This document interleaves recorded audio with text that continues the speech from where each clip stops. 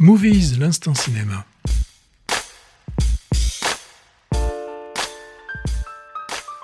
Oui, donc Ama Gloria. On l'a vu lors de l'ouverture de la Semaine de la Critique au dernier festival de Cannes au mois de mai. Ama Gloria, c'est Cléo. Cléo, enfin c'est pas Cléo, c'est Cléo qui nous parle et qui aime Gloria. Cléo, elle a 6 ans. Elle vit avec son père. On comprend rapidement que sa mère est décédée. Et c'est avec Gloria, sa nounou, qui s'occupe d'elle au quotidien. Gloria, elle est loin de chez elle, hein, puisqu'elle est venue des îles du Cap-Vert pour, bien sûr contre rémunération, s'occuper de la petite fille.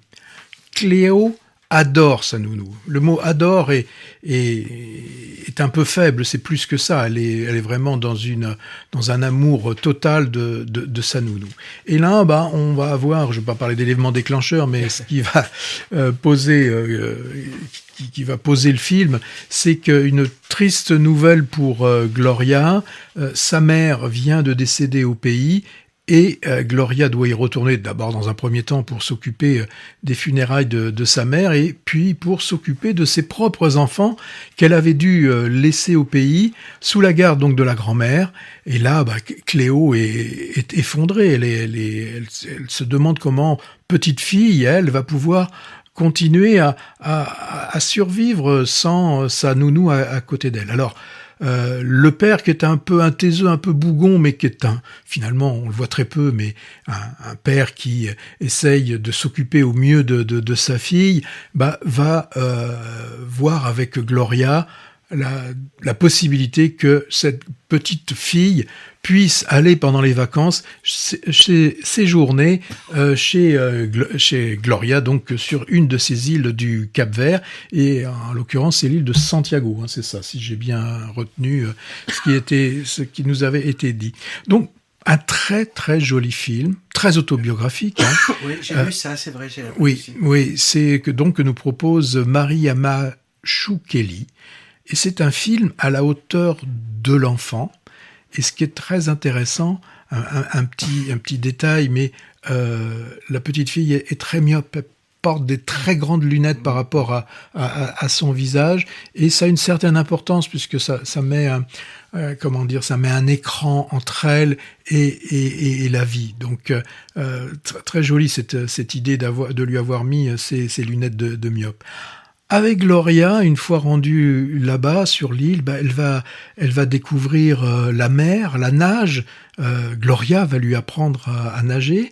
Elle va aussi rencontrer les vrais enfants de Gloria dans cette petite maison de Gloria. Et quand Cléo dit à la petite fille, dit à Gloria, mais elle est petite ta maison, et sa mère répond oui, ma maison est petite, mais elle est à moi. Et là, donc, on va avoir les 2 enfants. Pour l'aîné et la fille qu'on doit estimer vers les 18 ans, un truc comme ça, 18-19 ans, qui est prête d'accoucher. Et puis, il y a son plus jeune frère qui, lui, va rester assez hostile à Cléo et aussi à sa mère. Hein. Bon, c'est un adolescent, je pense qu'il a 13-14 ans dans ces eaux-là. Et donc, bien sûr, quelque part, il va un peu rejeter cette petite fille qui lui avait pris sa maman. Donc un film très délicat sur l'enfance, sur l'attachement d'un enfant à cette mère de substitution. Et bien évidemment, ce qu'il faut surtout pas oublier, c'est qu'en toile de fond, la réalisatrice nous permet de toucher du doigt ce que doivent endurer ces travailleurs et travailleuses qui doivent quitter leur foyer et plus particulièrement leurs enfants. Et ce qui est quand même, des fois quand même assez paradoxal, c'est vraiment ce qu'étaient les véritables nounous, c'est-à-dire que les nounous avaient des enfants pour pouvoir allaiter d'autres enfants qui n'étaient pas les leurs. Là, il n'y a pas bien sûr d'allaitement, mais il y a quand même ce fait que cette mère va aller s'occuper, contre rétribution, s'occuper d'une autre petite fille en laissant la sienne.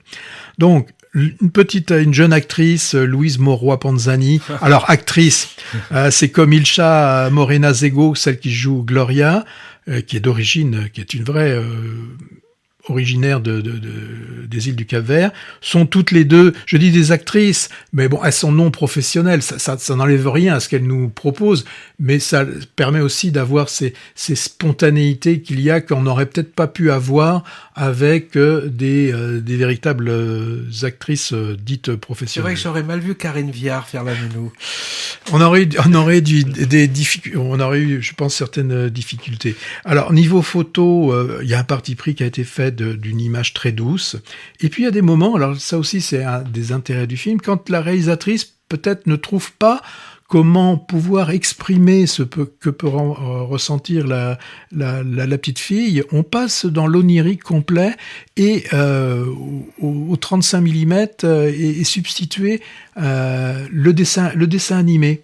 Donc ce qui permet avec des dessins très pastels, très doux, ou parfois un peu plus violents quand il s'agit de mauvais rêves que peut faire la petite fille, ça nous permet d'entrecouper toutes ces scènes. Une idée intéressante. Je sais qu'il y a des gens qui lui ont reproché un petit peu ça. Moi, je trouve que ça a bien sa place. Une mention aussi à la musique.